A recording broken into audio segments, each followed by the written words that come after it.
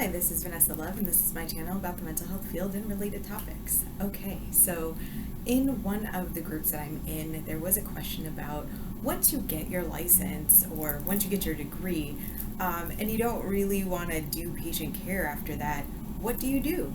Well, there are a lot of actual options here. So, I know that most people, they get into the field and they want to help others. And there's a lot of different ways to help people. So some people, they choose to become program directors, they choose to become life coaches, they choose to become consultants, they write books. As you know, some go on to TV. They go to radio, podcasts, and some people go into research. Some people go into academics and become professors. And pretty much doing research and presentations. There are a lot of other things that people can do in this field. You can become a supervisor. You can create your own method, and but that actually gets a lot of money. The CBT, the DBT, EMDR, all of those things, they were invented by someone, and they have yearly, basically, keeping up with your certification, old things. So, there are a lot of things to do in this field. If you choose not to, just do basic therapy. I know some people choose to go into group therapy. That means that they would offer, groups and maybe some individual sessions as needed, but mostly just doing group work. Some people do, workshops, weekend workshops, retreats. There's also people who do lots of public speaking. And there are some people who, oh my gosh, there was another thing I was just about to say. Oh, assessments. So assessments can be very important for people. You can do like a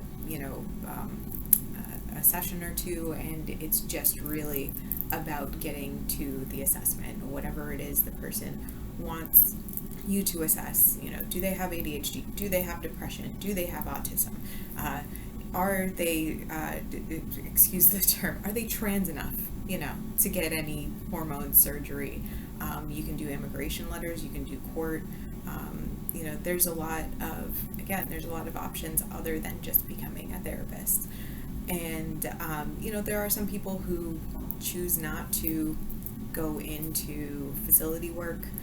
Some people, I would love to encourage everyone to go into private practice. I think it's great, but I also know that it takes a lot of time, practice, knowledge in very certain things. I do my own billing. I know some people choose not to do their own billing, and they pay someone else to do their insurance claims and everything, and fight the insurance claims sometimes because it happens. And then there's also other weird things with insurances, like authorizations and things like that, that some people just really don't like. I knew someone who decided to also, I think on top of being licensed and they went for their, in Connecticut, it's the licensed drug and alcohol counselor, so your LDAC. They went for that. They also learned how to do like acupuncture for the ear to help with symptoms, I guess, of substance abuse and maybe impulsivity. So there's a whole lot of other things that you can definitely do in this field. I know someone.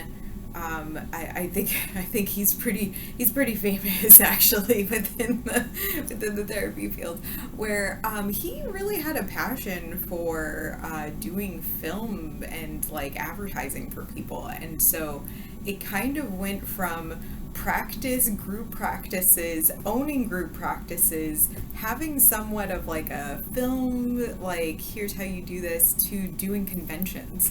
And that he's all about it. He's really like, I think he's like probably 40, and he just like goes for it, and it's amazing work. I find it I have found it very cool to just watch him over the years, to be like, yeah, so I saw my last in-person like client, and now I just get to support other people to like become, come into their private practices. And he owns, I think, a couple of group practices and some other things. Yeah, he's always very excited about like everything he does, which is very refreshing in this field. I think his convention is called Not Your Typical Therapist or something like that. It's like I never know when it's happening. Like I see him like getting all the things together, and then it's like, oh, okay, so it happened. Like, oh, okay. I feel like I still didn't know about it. Do I have to get an invite? But it's okay. He just does a whole lot of work, and obviously he's someone who I think is wonderful. So I know that some people are like, well, what if I get into this and I don't like it? Well, you have plenty of other options, and there's plenty of other things. Like, it is, it's not for everyone. I think everyone kind of knows that, like, it's not for everyone. And you can definitely find a way that will make it, more comfortable and easier for you. Sometimes, I think of my friend who did like the acupuncture for the ear, for addiction, and I think about like how they were trying to market themselves and try to find a job. I wish them the best of luck on their adventure there. It's been a while since we've talked, so kind of one of those things.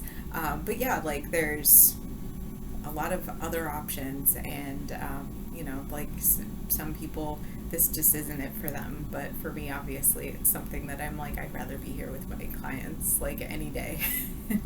Really, any day. I'd rather be here. And I know that there are people who they just can't. It's not their thing.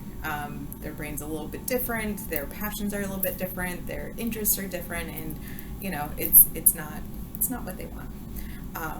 All right. Well, I hope that was helpful for you, and I will talk with you soon. All right. Have a good one.